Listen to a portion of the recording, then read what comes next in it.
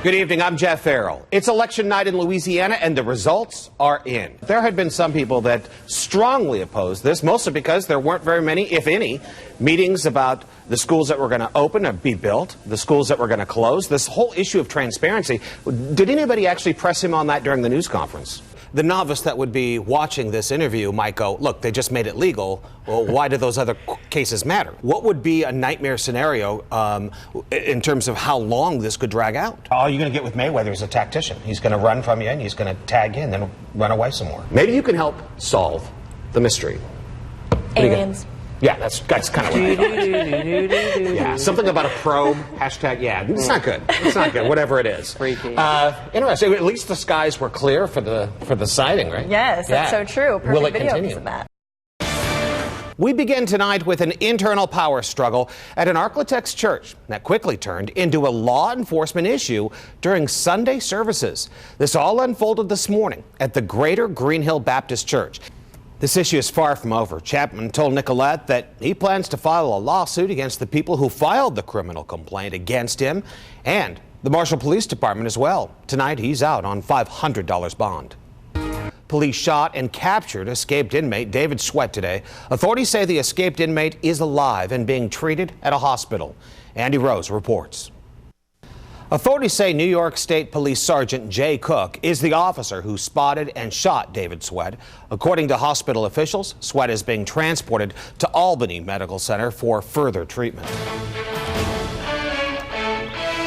In a consumer alert tonight, Acura is recalling more than 100,000 SUVs because an air conditioner pulley is prone to loosen or break. Presidential hopeful Governor Bobby Jindal was drilled today by national media on exactly why Louisiana is now the only state that has not issued same-sex marriage licenses. Of course, we're going to comply with the court order. A SpaceX rocket bound for the International Space Station exploded minutes after taking off from Cape Canaveral, Florida today. The ship was unmanned, but it was carrying supplies for astronauts aboard the ISS. As Jeremy Roth reports, NASA and SpaceX are now investigating the cause of that explosion. SpaceX has conducted 7 successful missions to the International Space Station. The company plans to launch its first rocket with humans on board in 2017. There's no way that he could have just done something and nobody know anything at all. Somebody has to have some answers.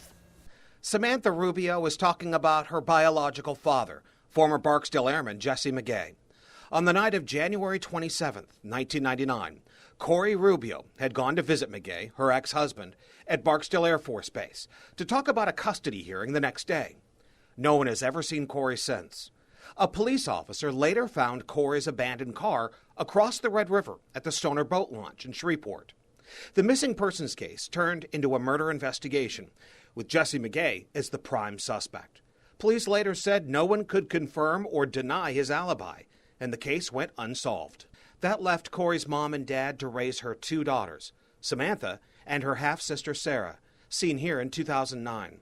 That was the 10-year anniversary of Corey's disappearance, as the girls once again left flowers at the Stoner Boat Launch for their missing mother, by then declared dead by the courts.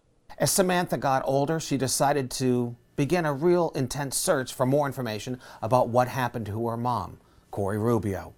So she got on the internet a little more than a year ago, and she stumbled across this.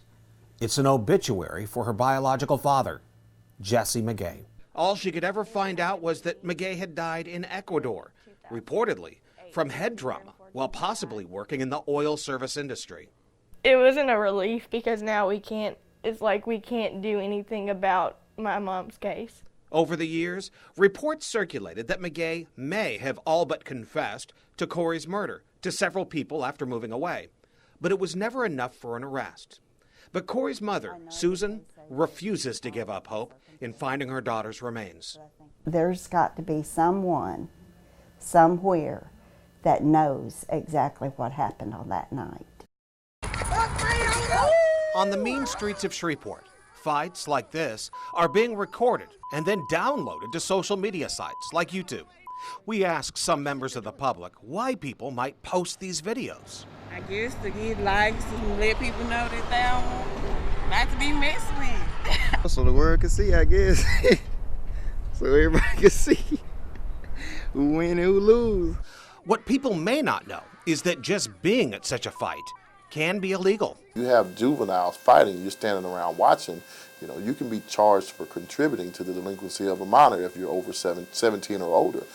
That's why police urge adults at such fights to do the right thing. So instead of just standing there trying to get a better angle to record this and post it, you need to grab that same phone and call the police.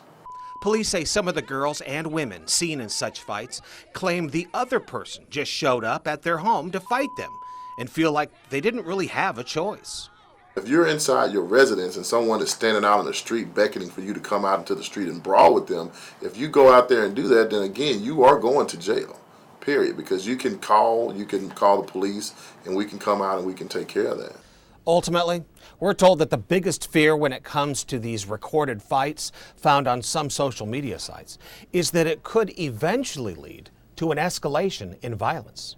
Because once you post it on social media, then someone sees that, people comment, and at that point someone may feel embarrassed. Well, they're going to retaliate.